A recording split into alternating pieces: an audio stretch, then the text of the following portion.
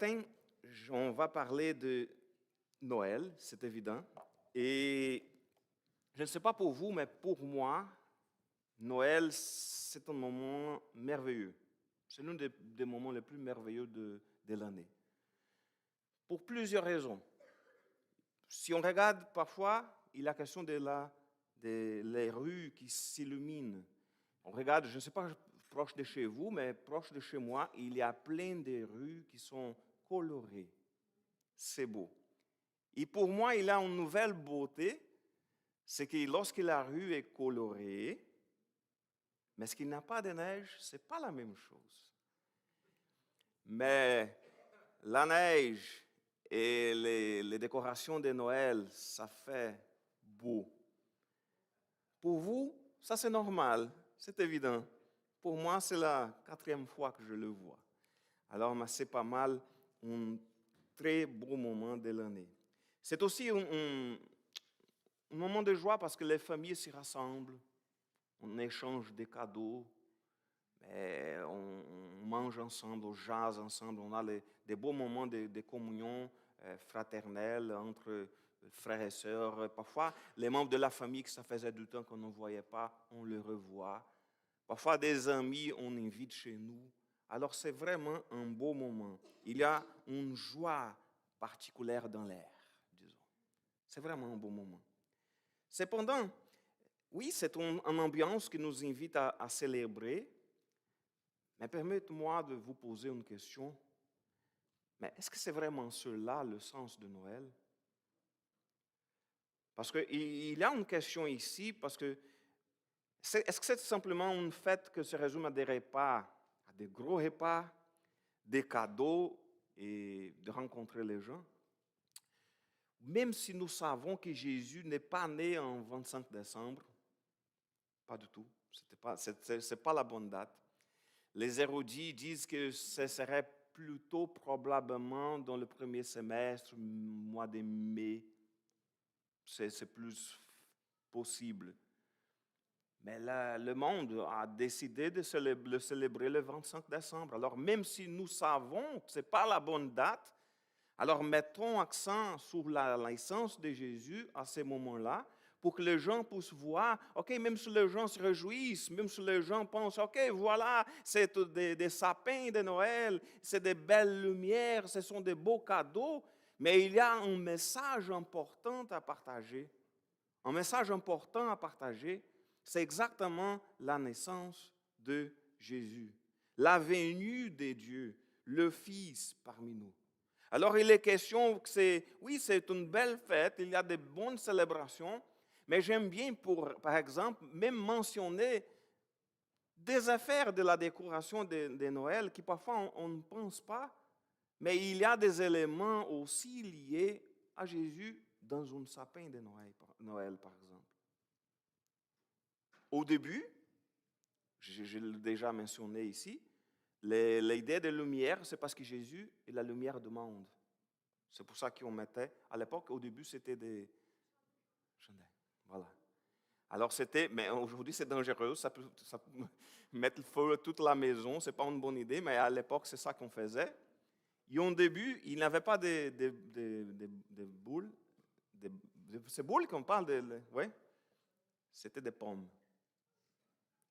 Et l'idée c'était de faire mention à Adam et Ève, le fruit. Alors, c'était le contraste entre les fruits, c'est-à-dire l'entrée du péché dans le monde, et la lumière. C'était ça le sens. Et l'étoile, on n'a besoin même pas de mentionner, c'est l'étoile de Bethléem. Alors, même dans des petites choses, on peut profiter de l'occasion pour pointer vers Jésus lorsqu'on parle de Noël. Il n'est pas juste une question. Je sais que la société de nos jours, elle a beaucoup changé l'expression, au lieu de dire joyeux Noël, c'est joyeuse fête. Pour oublier un peu, cacher un peu l'idée de l'Évangile, l'idée de Jésus. J'ai vu une situation que je trouvais intéressante. Je ne vais pas nommer les gens qui étaient censés dans cette affaire-là, mais une politicienne, la femme d'un politicien, était dans une école primaire et elle a dit aux États-Unis, joyeuse fête, happy holidays. Et un garçon à la classe a répondu, « Non, c'est Joyeux Noël. » Oh, yes, Merry Christmas. Alors, il est question que parfois la société, elle essaie tout le temps d'effacer Jésus de cette fête-là. De ne plus parler de Jésus, de ne plus parler de Noël, mais juste joyeuse fête. Même si on va acheter des choses, si les gens disent joyeuse fête, ma réponse est toujours joyeux Noël. Alors, mais la question, c'est la plus importante, c'est que Jésus, Dieu le Fils, il a choisi de devenir homme. Dans le texte de Jean, le chapitre 1, il va mentionner Jésus, il va l'appeler la parole. Il était question que le Jésus, le Fils de Dieu, il est descendu dans notre monde pour marcher avec nous, pour nous sauver, pour être là avec nous. Et le texte, je vais souligner tout d'abord jusqu'au verset 14, il est écrit ceci. C'est lui qui est la parole est devenu homme. Il a vécu parmi nous. Nous avons contemplé sa gloire, la gloire du Fils unique envoyé par son Père. Plénitude de grâce et de vérité. C'est lui qui est la parole, c'est-à-dire le Fils de Dieu. Jésus est devenu homme. Il a vécu parmi nous. Prions. Merci Seigneur pour ce beau cadeau de Noël, le plus beau cadeau que le monde, que nous avons reçu, c'est que tu as envoyé ton Fils unique pour venir nous sauver. Il est devenu homme, il a vécu parmi nous, il est mort à notre place, mais il est aussi ressuscité. Alors il n'est plus mort, il est vainqueur, mais il est mort à notre place. Merci pour ton amour. Aide-nous à comprendre ton évangile, ta bonne parole, qu'on puisse garder toujours notre cœur attaché à toi. Au nom de Jésus. Amen. Alors, tout d'abord, il a une question ici pas mal importante, que c'est Jésus, la parole de Dieu. Lorsqu'on regarde ce texte-là, on peut penser, mais écoute, c'est quoi cette affaire-là? Jésus, la parole de Dieu. Le texte, il mentionne, je vais lire le premier verset, il mentionne « Au commencement était celui qui est la parole de Dieu ». Et parfois, si on regarde, mais la parole, dans d'autres versions, par exemple en portugais, on utilise plutôt le verbe. Je sais qu'il y a d'autres versions en français qui utilisent aussi, je l'ai déjà vu, le verbe. Alors on pense, c'est la parole, c'est le verbe. Qu'est-ce que ça veut dire? Il est question ici, il est important de souligner que Jean, qu'est-ce qu'il a voulu dire par ce terme? Pourquoi a-t-il appelé Jésus la parole? Le terme ici en grec, c'est logos. Mais l'idée, ce n'était pas juste des paroles ou des verbes. Ça, c'était un concept pas mal important de la philosophie grecque. Alors, il était une chose, lorsque les gens parlaient à l'époque de logos, les gens savaient de quoi on parle. Mais pour nous, le logos est devenu chair ou est devenu homme, ça veut dire quoi? C'est quoi logos? Au Brésil, c'est une radio, une émission de radio qu'on peut écouter, Logos FM. Mais c'est tout, il n'y a pas d'autre chose, il n'a pas de sens. Juste de dire que Jésus est la parole de Dieu ou c'est le verbe de Dieu, ça ne porte pas de sens pour nous. Mais l'idée, dans le contexte de la philosophie grecque, c'était que Logos représentait, disons, la raison, disons, une force abstraite, ce n'était pas une personne, une force abstraite qui apportait l'ordre et l'harmonie à l'univers. C'était comme une énergie qui contrôlait toutes les choses, le monde. Et ce que Jean vient de dire, c'est, écoute, je vais prendre ce contexte-là que vous le connaissez bien pour vous dire que c'est lui qui contrôle le monde, c'est lui qui est le maître de l'univers. Il n'est pas une force, c'est une personne. C'est le Dieu Tout-Puissant.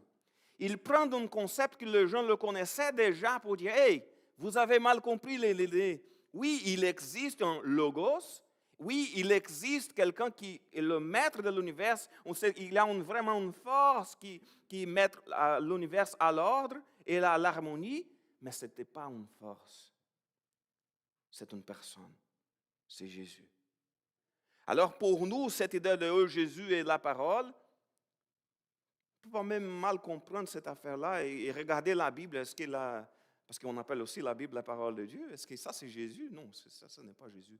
Mais l'idée ici, c'était dans ce contexte de la philosophie de l'époque, de quelqu'un qui contrôlait l'univers, qui mettrait les choses en ordre. Alors Jean, il va reprendre ce contexte philosophique de l'époque, philosophique grecque, pour montrer que le Logos n'est pas une force abstraite, mais c'est une personne, c'est Jésus-Christ.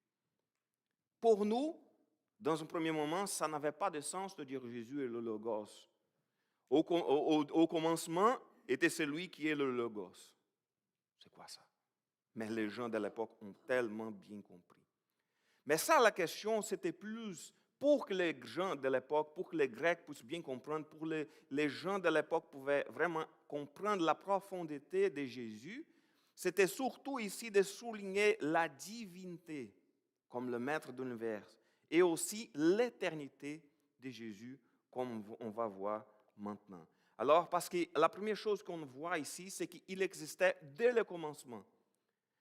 Au commencement était celui qui était la parole de Dieu, c'est la première partie, c'est le verset 1, la première partie.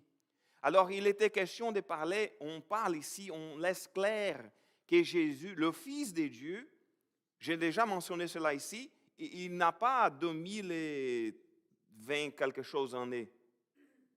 Non. Jésus, le bébé, le fait de le Dieu, le Fils est devenu chair, c'est devenu homme. Oui, ça fait 2000 quelque chose années, mais il existait depuis toujours. Il n'est pas une créature de Dieu. Il n'a été pas créé. C'est le contraire. Il a créé les choses par lui. Mais d'abord, la question ici, c'est qu'il existait dès le commencement. Il existait depuis toujours. Alors, il est question de l'éternité de Jésus. Alors, c'est pour ça qu'on a la misère à accepter la phrase qui est utilisée souvent par les catholiques, comme si Marie est la mère de Dieu, parce que ça donne une idée de quelque chose qui vient avant. Oui, Marie était la mère de Jésus, le Fils de Dieu en forme humaine, mais Jésus, il est depuis toujours. Il n'a pas commencé dans le ventre de Marie. Il était là depuis toujours, dès le commencement. Alors, ce que Jean voulait souligner ici, c'est que Jésus n'était pas créé. Jésus, oui, l'être humain, Jésus, il a commencé au ventre de Marie, mais Jésus, dans le sens le Fils de Dieu, il existe depuis toujours. La deuxième chose que le texte nous montre, c'est la partie B du verset 1 et le verset 2 qui parle qu'il était avec Dieu, il était lui-même Dieu. Au commencement, il était avec Dieu. Alors, il parle ici, c'est pas mal compliqué. Écoute, qu'est-ce que ça veut dire? Il était avec Dieu, il était lui-même Dieu, mais pour nous, il n'a pas de sens. Ou la personne est Dieu, ou elle était avec Dieu. Mais il faut nous rappeler qu'on ne parle pas d'une personne normale. Il n'est pas question, on parle de Dieu. Lorsqu'on va essayer de comprendre Dieu, c'est beaucoup plus difficile. Parfois, notre tête, elle va brûler si on va essayer de tout comprendre de Dieu. On dit parfois qu'on utilise une expression dans mon pays qu'on dit que comme ça, on voit la fumée sortir de la tête lorsqu'une personne essaie de comprendre quelque chose de compliqué. Et voilà. Il est question ici de la Trinité. Il est question ici de parler qu'il y a trois personnes, mais que ces trois personnes-là sont un seul Dieu. C'est pour ça qu'il a souligné qu'il était avec Dieu, parce qu'ils sont trois personnes différentes, le Père, le Fils et le Saint-Esprit, mais il était Dieu lui-même. Et tous les trois sont un seul Dieu. Alors si on va essayer vraiment de comprendre dans le détail cette affaire-là, oublie ça. Et c'est le genre de choses qu'on comprend pas du tout bien, mais on dit, écoute, la parole de Dieu m'a dit qu'il y a un seul Dieu. La parole de Dieu m'a dit qu'il y a le Père, le Fils et le Saint-Esprit. Jésus nous a dit que lui et le Père, ils sont un. Alors, il est question d'une Trinité, il y a un seul Dieu, il se présente à travers trois personnes, le Père, le Fils et le Saint-Esprit. Dans les détails, comment ça marche, on ne peut pas expliquer. Je sais que c'est une communion parfaite et qu'ils sont égaux. Dans le moment que Jésus est venu sur la terre, dans ces moments-là, d'une façon temporaire, il était soumis au Père. Mais ils sont égaux. Il était là depuis le début, il était lui-même Dieu. Alors lorsqu'on parle de la venue de Jésus, on ne parle pas simplement de un bébé qui vient de naître, quelle joie de savoir qu'un bébé est né. Oui, c'est une joie de savoir qu'un bébé est né, mais ce n'est pas du tout juste qu'un bébé. C'est le maître de l'univers, c'est le logos de Dieu. C'est celui qui est lui-même Dieu. Et la parole nous souligne aussi au verset 3 que Dieu a tout créé par lui. Rien de ce qui a été créé n'a été créé sans lui. Et ça, c'est pas mal intéressant lorsque on utilise l'expression la parole au lieu de le verbe. Parce que, rappelez-vous, si on regarde le livre de la Genèse, c'est comment que Dieu a créé toutes les choses? Sa parole. Il a donné l'ordre qu'il soit fait. Les choses se faisaient. C'était par sa parole. On voit dans la Genèse que tout a été créé par sa parole. La seule exception, c'est l'être humain, qu'il a vraiment fait avec ses propres mains. Mais si on regarde ici, il était question dans la Genèse, d'être créé par la parole de Dieu. Et si on regarde le Nouveau Testament, on parle que Jésus est la parole. Et Jean va préciser que tout a été créé par lui, parce que tout a été créé par la parole de Dieu. Alors tout a été créé par Jésus. C'était à travers Jésus. Rien de ce qui a été créé n'a été créé sans lui. Et lorsque je regarde, il faut se rappeler que les Juifs nous comprenaient, même aujourd'hui, ils ne comprennent pas du tout l'idée de la Trinité. Il n'y a pas de Père, Fils et Saint-Esprit, c'est juste le Père qui est là. Ils n'appellent même pas Jésus de Père. Okay? Mais pour eux, si on regarde l'Ancien Testament, on parle des gens qui ne comprenaient pas du tout l'existence d'une Trinité. Mais si on regarde, par exemple, la création de l'homme, qu'est-ce qu'il a dit, et des femmes? Faisons-le. Ce n'est pas moi je vais le faire. C'est faisons-le à notre image, notre ressemblance. Ah non, mais les Juifs vont dire, ah, mais il était question de Dieu et les anges. Mais c'est où la parole de Dieu qui dit que les anges ont été utilisés pour créer les choses? Et c'est où la parole de Dieu qui dit que les anges sont faits à l'image et la ressemblance de Dieu? Pas du tout. Alors lorsque Dieu a dit, et c'est pas mal bizarre la façon que Dieu utilise les personnes, même si elles ne se rendent pas compte. Moïse, d'une certaine façon, il pointait vers la question de la Trinité lorsqu'il a écrit « faisons-le ». Parce que c'est comme Dieu lui a dit de le faire. Mais il ne comprenait pas du tout. Mais on ne peut comprendre après Jésus. Alors c'est comme Dieu, il utilise les gens pour parler des vérités que parfois les gens de l'époque ne comprenaient même pas. Mais la question ici, c'est que Dieu a tout créé par lui. Alors lorsqu'on parle de Jésus, on ne parle pas juste d'un bébé, on ne parle pas juste d'une personne qui est née, on parle de le Dieu tout-puissant qui est venu, qui a vécu parmi nous. Et le texte, il dit encore qu'en lui résidait la vie, la lumière des hommes. C'est au verset 4 et 5. En lui résidait la vie, et cette vie était la lumière des hommes.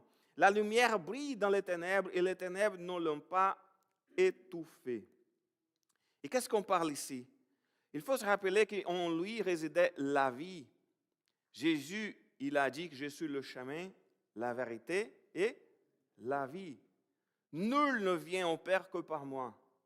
Alors il est question de regarder la parole de Dieu. Oui, en lui résidait la vie. C'est pour ça qu'on dit que la personne qui n'a pas Jésus dans son cœur, la personne qui n'a pas vraiment encore compris l'Évangile, qui n'est pas une nouvelle vie en Jésus-Christ, elle est morte par ses péchés. Parce que la vie, c'est Jésus. Sans Jésus, il n'y a pas de vie. Alors, il n'est pas question de voir comme des zombies. On voit beaucoup de gens qui sont morts partout. Non, ce n'est pas question des zombies. Il est question des gens qui sont, d'une façon spirituelle, elles sont mortes. Parce qu'elles n'ont pas Jésus. Et Jésus, c'est vraiment la vie. Il a dit qu'il est venu pour qu'on puisse avoir la vie en abondance. C'est ça la vie. C'est Jésus. Alors la lumière, et le verset suivant, il mentionne, et il dit aussi qu'il est la lumière. Et au verset 5, il mentionne que la lumière brille dans les ténèbres ne l'ont pas étouffée. Qu'est-ce que ça veut dire? On parlait de quoi? On parlait de la venue de Jésus. On parlait de la lumière, la vie en soi. Elle est venue sur la terre. Elle est venue dans les ténèbres. Parce que c'est ça, on vit dans un monde qui est dans les ténèbres. Et la lumière est venue, mais ce qui s'est passé, les ténèbres ne l'ont pas étouffé. C'est au contraire, il est rayonné parmi le monde. Et ça me fait rappeler aussi que Jésus, il a dit que oui, il est venu pour briller dans les ténèbres, et il est venu, il brille, mon Dieu. Il est venu ici, cette lumière était là parmi nous, au milieu des ténèbres, et ça me fait rappeler qu'est-ce que Jésus a dit au sermon de la montagne. Qu'est-ce qu'il a dit? Que nous sommes la lumière du monde. Il est question que oui, la lumière, ce n'est pas la nôtre. Ce n'est pas notre lumière. C'est Jésus en nous. Et on va parler encore de ça tantôt, parce qu'on va parler de Jean-Baptiste.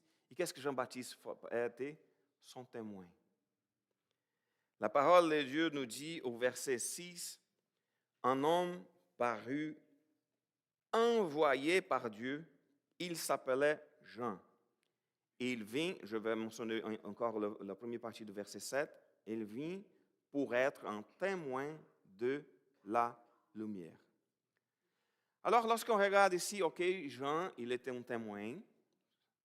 Il disait qu'il est venu pour préparer le chemin, il est venu pour être un témoin de la lumière. Et si on regarde, ça c'est l'accomplissement d'une prophétie.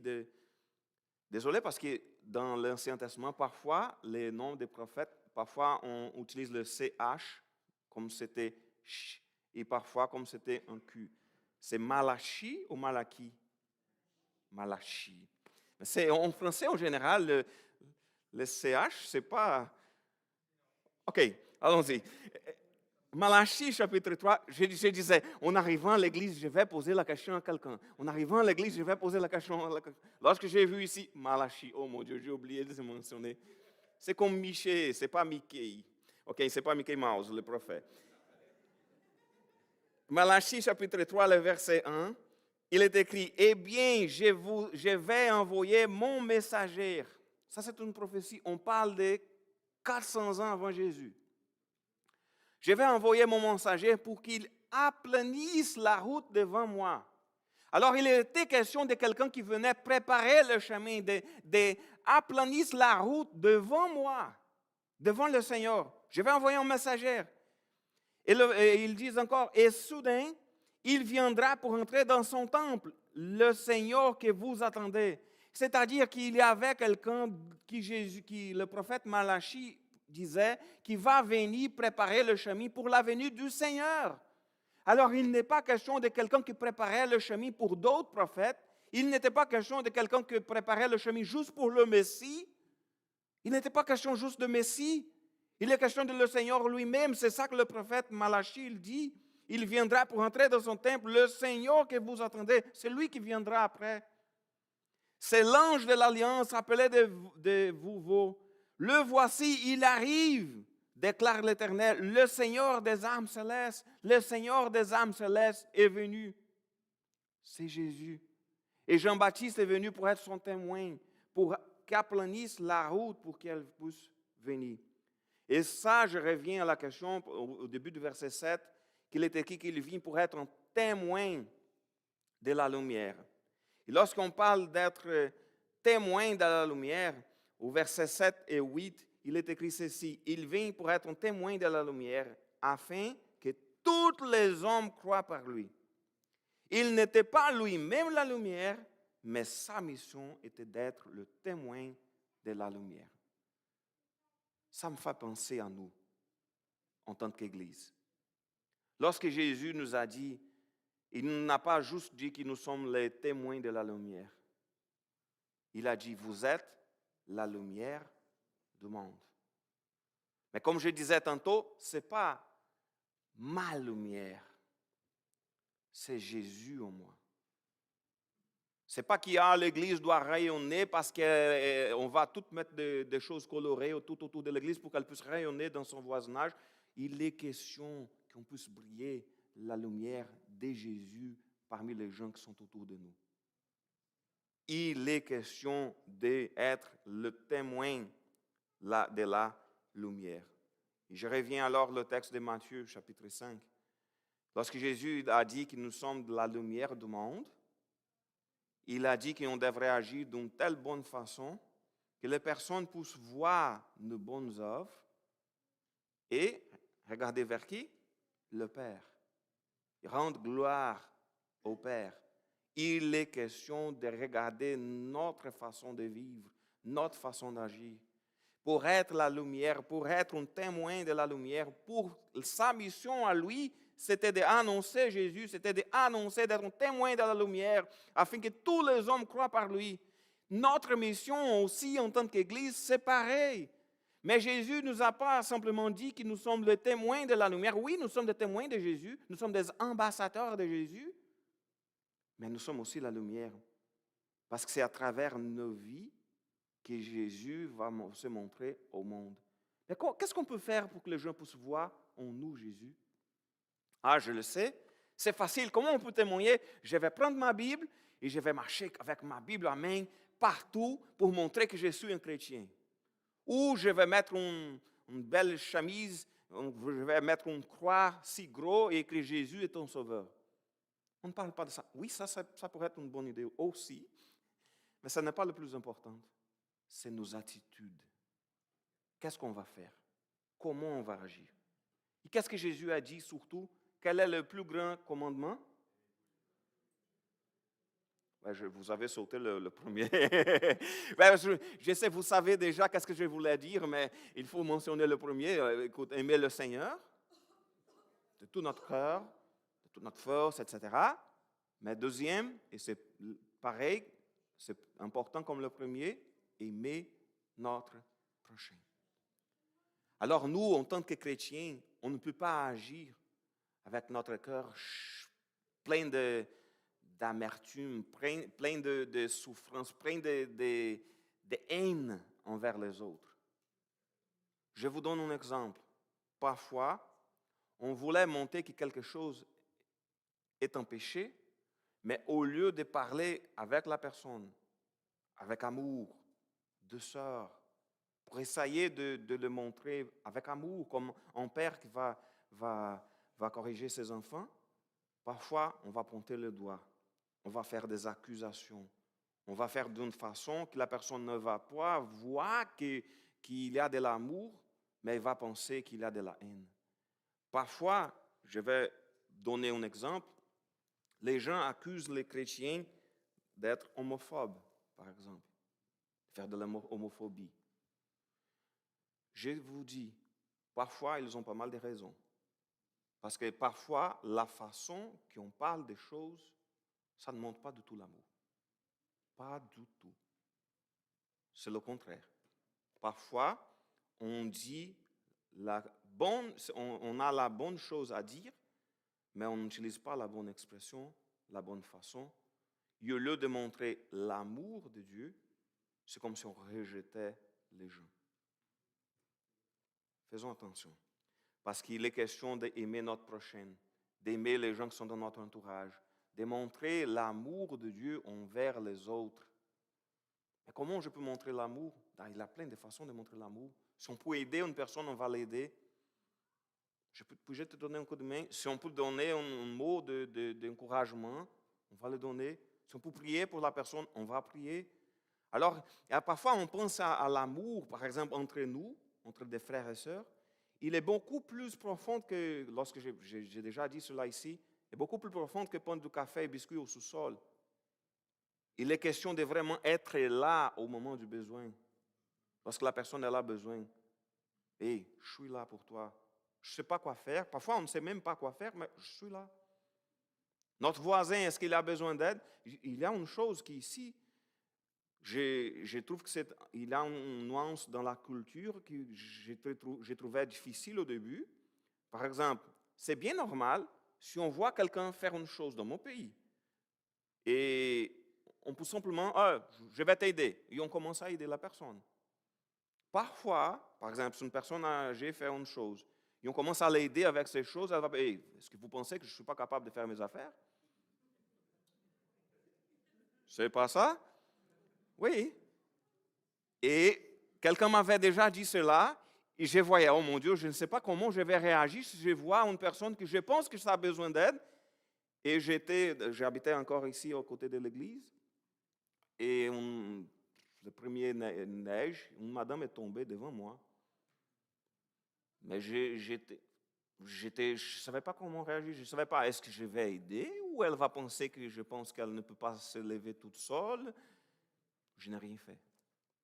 Après, j'ai dit, oh mon Dieu, ça ne marche pas, je ne devrais pas agir comme ça. Et j'ai posé la question à quelques membres de l'église, qu'est-ce que je dois faire? Vous pouvez offrir de l'aide. Mais au moment, avec la question de la culture, je ne savais pas, est-ce que ça va être offensif si je vais aider la personne? Parce qu'au Brésil, c'est comme, oh, je vais t'aider. C'est comme, dans ce cas-là, on ne même parle pas, on va commencer à aider tout de suite. OK, la prochaine fois, je vais poser la question. Depuis là, je n'ai pas vu de personnes âgées tomber devant moi. Pas aujourd'hui, s'il vous plaît, faire attention au moment du départ. Et il est question d'aimer notre prochain. Il est question de démontrer l'amour dans des petites choses, dans des petits gestes. Et si on peut aider d'une façon plus profonde, on va le faire. Aimons, soyons une lumière comme Jean-Baptiste était une lumière de Jésus. Et quel était son témoignage? Il disait, il est écrit au verset 7, « Il vint pour être un témoin de la lumière afin que tous les hommes croient par lui. » Oh, pardon, c'est le 15. Je viens de répéter le même verset. Jean, son témoin, a proclamé publiquement, « Voici celui dont je vous ai parlé lorsque j'ai dit, celui qui vient après moi m'a précédé, car il existait déjà avant moi. » Écoutez le témoignage de Jean. Il était plus vieux que Jésus. 6 mois. Il était plus vieux. C'est son cousin. Il savait qu'il était 6 mois plus jeune que lui. Mais qu'est-ce qu'il a dit? C'est lui qui vient après moi, il m'a précédé, car il existait déjà avant moi. Alors, encore une fois, il est question de Jean-Baptiste de montrer que Jésus, il n'est pas né après le Fils de Dieu, il existait depuis toujours. Il n'était pas né au ventre de Marie. Oui, l'être humain à laquelle il a pris la forme, oui, c'est exactement après, il était plus jeune que Jean-Baptiste. Mais lorsqu'on parle de Jésus, vraiment le Fils de Dieu, il existait déjà devant moi. Et on a eu plein de réactions différentes parce que Jésus est venu, il y a eu des gens qui l'ont accepté, il y a eu des gens qui l'ont rejeté. Et qu'est-ce qui s'est passé? Alors le verset 10, il est écrit ceci. Celui qui est la parole était déjà dans le monde, puisque Dieu a créé le monde par lui. Et pourtant, le monde ne l'a pas reconnu. Alors, il était question de voir que, oui, le monde a été créé par lui. Il était déjà dans le monde depuis toujours, puisque Dieu a créé le monde par lui, mais le monde ne l'a pas reconnu. Et on a la même chose encore aujourd'hui. La majorité des gens vont penser à Jésus, même les gens qui croient qu'il est, parce qu'il a plein d'évidences dans l'archéologie. Maintenant, le CH devient un Q, OK. Archéologie. Et si on voit ce genre de choses-là, et les gens voient, OK, il existait vraiment Jésus. Oui, on a plein d'évidences qu'il est vraiment mort, qu'il était censé de nommer comme le roi des Juifs, etc. On a plein d'évidences, mais c'était juste une personne. Et ces gens-là qui ne croient pas que Jésus est le Fils de Dieu, ils croient quand même, c'était un bon prophète. C'était un bon prophète, il parlait de bonnes choses. Pour les musulmans, Jésus est un prophète. Était un prophète. Pour les Juifs, rien. Mais pour nous, on sait que le monde a été créé par lui, mais le monde ne l'a pas reconnu. Alors, ça devient notre responsabilité, notre rôle en tant que chrétien, la responsabilité devient majeure. Notre défi est majeur. Parce qu'on regarde, le monde n'a pas reconnu. On voit, on sait que Jésus, c'est clair pour nous. Sa lumière brille en nous. Son Saint-Esprit habite en moi. Mais même malgré tout cela, on regarde les gens, on parle, on montre Jésus. Et parfois on dit, mais pourquoi les gens ne comprennent pas? Le monde ne l'a pas reconnu. Mais on ne peut pas se décourager. On va continuer à annoncer la parole de Jésus, continuer à être des témoins, même si le monde ne l'a pas reconnu. Il est venu chez lui et les siens ne l'ont pas accueilli. Ça, c'est pas mal bizarre. Si on regarde les Juifs de l'époque, ils attendaient le Messie. Il y avait beaucoup de monde qui à l'époque, qui était là, et les gens disaient, ah, ça se peut que c'est le Messie. Ils attendaient le Messie. Ils souhaitaient la venue. Parce qu'ils savaient, OK, il va venir quelqu'un, qu'il va venir, va être le Messie, il va rétablir le trône de David. Il va nous libérer de cet emprisonnement parce qu'ils étaient encore sous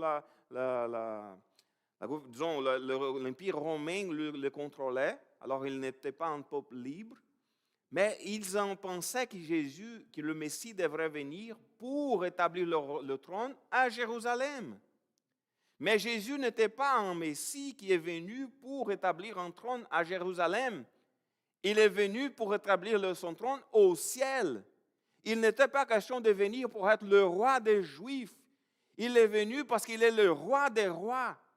Il n'était pas question de simplement montrer, OK, je suis un roi, je viens vous sauver de l'esclavage parce que vous êtes maintenant sous l'Empire romain. Ce n'est pas ça, c'est la vraie liberté. Il est venu pour nous libérer de l'esclavage du péché. C'est beaucoup plus important. Alors, même si plusieurs textes bibliques pointaient vers Jésus, les gens voyaient Jésus, les gens voyaient ce qu'il disait, les gens voyaient leurs miracles, mais les gens ne l'ont pas cru. Même les siens, même les Juifs. Mais on peut penser, écoute, mais non, Eduardo, il y a eu plein de Juifs qui ont cru en Jésus. C'est vrai. Les apôtres, c'était tous des Juifs. Tous des Juifs. Jésus était un Juif. Les apôtres étaient tous des Juifs. Si on regarde la majorité de le temps, Jésus prêchait, il faisait des miracles. Tout son ministère, presque à, disons, 90%, il était toujours dans le territoire de la Judée, de toute la question-là, parmi les Juifs. Il y a eu quelques événements qu'il rencontrait des Samaritains, mais c'était toujours, lorsqu'on voit toutes les personnes qui ont cru en Jésus, dans le contexte de la venue de Jésus à l'époque, c'était tous des Juifs. Mais lorsqu'on parle que les siens ne l'ont pas accueilli, parce qu'il y a eu beaucoup, la société juive dans l'époque, d'une façon générale, n'a pas cru. C'était le contraire. Qu'est-ce qu'ils ont fait avec lui? Crucifié. Alors, il est question de penser, OK, il est venu chez lui, le Seigneur ne l'a pas accueilli. Mais les gens disaient, mais ils n'ont pas accueilli parce qu'il est venu d'une façon différente de ce qu'ils pensaient. Mais il avait plein de traces dans la parole de Dieu, dans l'Ancien Testament, pour montrer comme vraiment le Messie devrait venir. Alors, il était question de, oui, il est venu chez lui, le Seigneur ne l'a pas accueilli. Mais voilà, le privilège de ceux qui croient en Jésus. Ça, c'est le verset 12. Certains, pourtant, l'ont accueilli et ils ont cru en lui. À tout cela, ils accordaient le privilège de devenir enfants de Dieu. Ce n'est pas par une naissance naturelle, ni sous l'impulsion d'un désir, ou encore par la volonté d'un homme qu'ils le sont devenus. Mais c'est de Dieu qu'ils sont nés. Alors, lorsqu'on regarde la parole de Dieu ici, ça nous apporte de la joie. Lorsqu'on parle de Noël, lorsqu'on parle de la naissance de Jésus, il n'est pas question de quelqu'un, d'un bébé qui est né, qui est venu, et grâce à Dieu, il est là. Il est question de montrer, c'est le Fils de Dieu, c'est Dieu lui-même qui est venu. Et ça nous accorde un tel privilège que nous sommes devenus des enfants de Dieu. Parfois, dans une société avec des valeurs chrétiennes, d'une façon générale, comme était la société québécoise, comme c'est la société dans mon pays, on dit souvent que tout le monde, nous sommes tous des enfants de Dieu. Comme on dit aussi que toutes les bonnes personnes vont au ciel. C'est les deux plus grandes fake news de notre époque, c'est de dire que tous sont des enfants de Dieu et que tout le monde va au ciel, ce sont des bonnes personnes. Mais si on regarde la parole de Dieu, sont qui les enfants de Dieu? Tous ceux qui ont cru en lui. C'est à ceux-là qu'il a accordé le privilège de devenir les enfants de Dieu. Crois-tu en Jésus? Si Jésus est ton sauveur, si Jésus est ton Seigneur, si vous êtes né de nouveau, vous êtes un enfant de Dieu. Si vous n'avez pas cru en Jésus, s'il n'est pas ton sauveur, tu n'es malheureusement pas un enfant de Dieu. Parce qu'il n'est pas question de naissance naturelle, on est né de Dieu. Alors on peut parler, les chrétiens, qu'on est né 2 fois. La première fois, au moment de votre naissance naturelle, et une deuxième fois, au moment que vous avez compris l'Évangile, que le Saint-Esprit a transformé votre cœur et que vous êtes devenu un enfant de Dieu. Je ne sais pas si vous savez la date, parce qu'il y a eu des gens qui ça s'est passé dans un moment particulier, qui ont pu se rappeler, c'était telle date, alors je vais fêter une trentaine d'années que je suis chrétien, alors je me rappelle de la date, mais il y a d'autres personnes comme moi, que ça fait tellement de temps que je suis plus capable de dire c'était quand. Je sais que c'était en 88.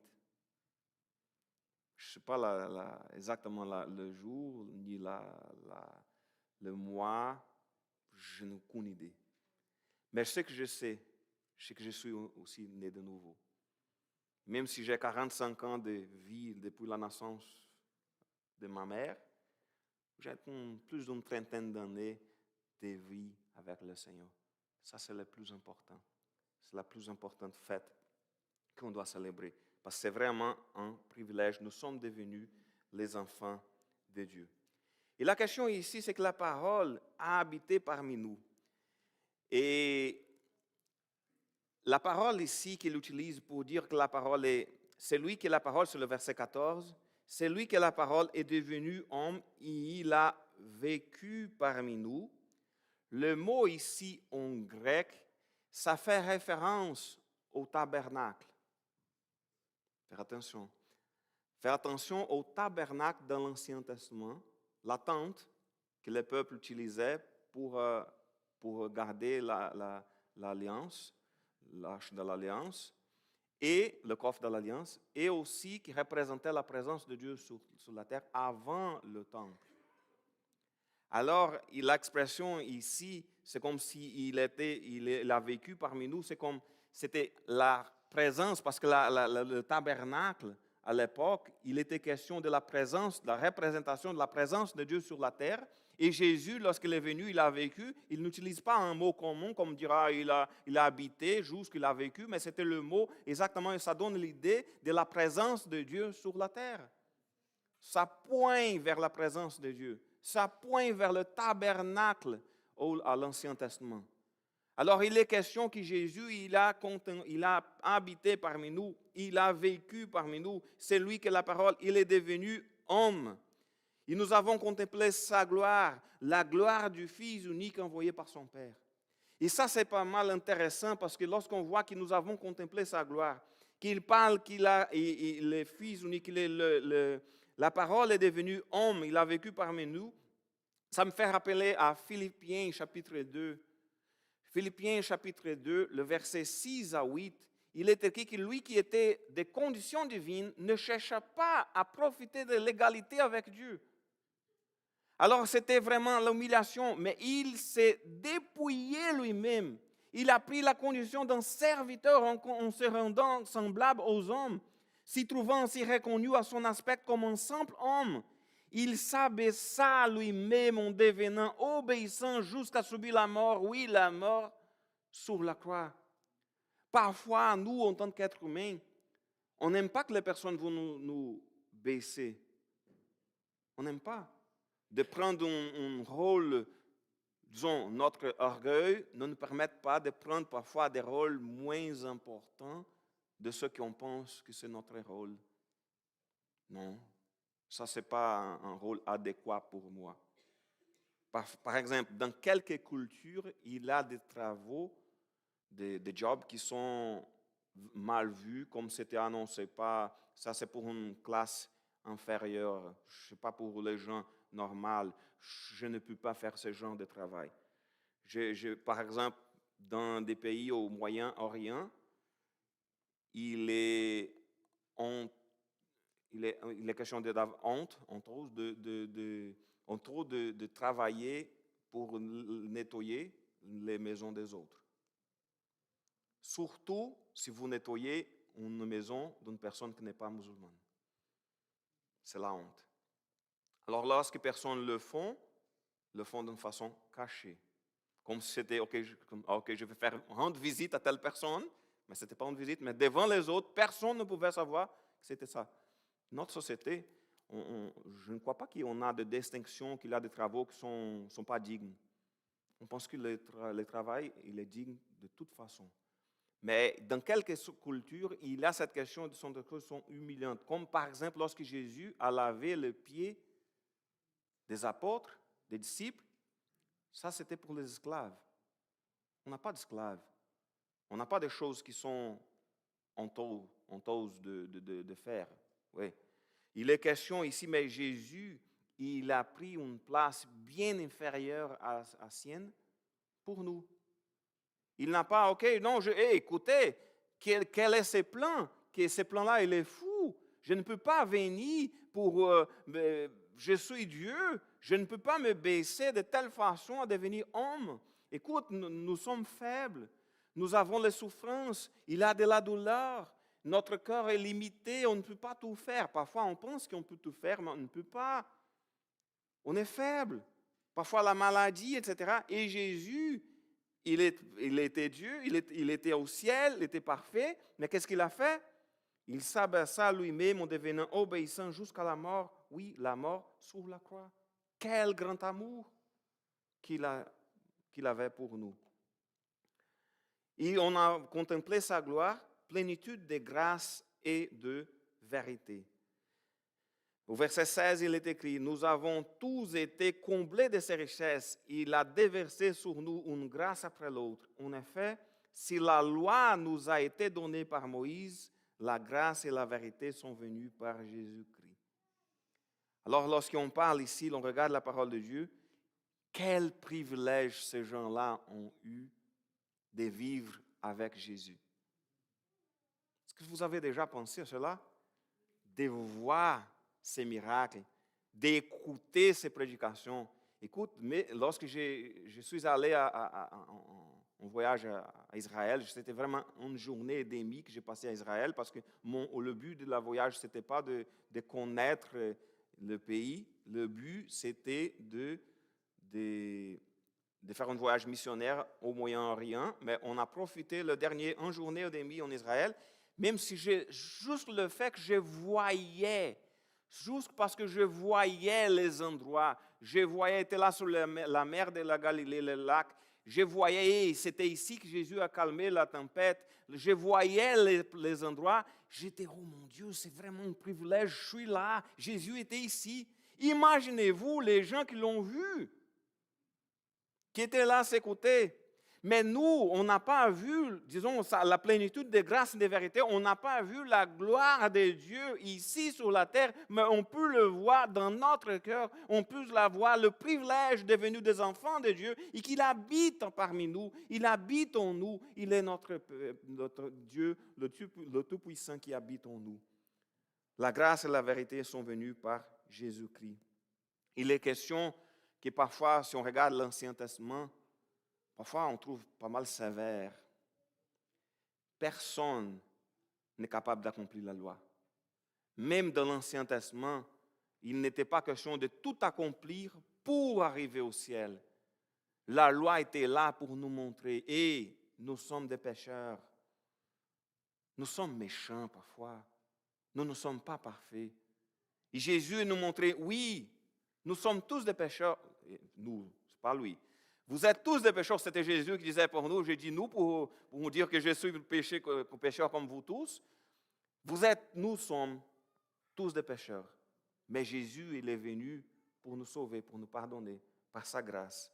Alors, si la loi nous montrait que nous sommes faibles, que nous sommes imparfaits, que nous ne méritons pas l'amour de Dieu, qu'est-ce que Jésus nous a montré?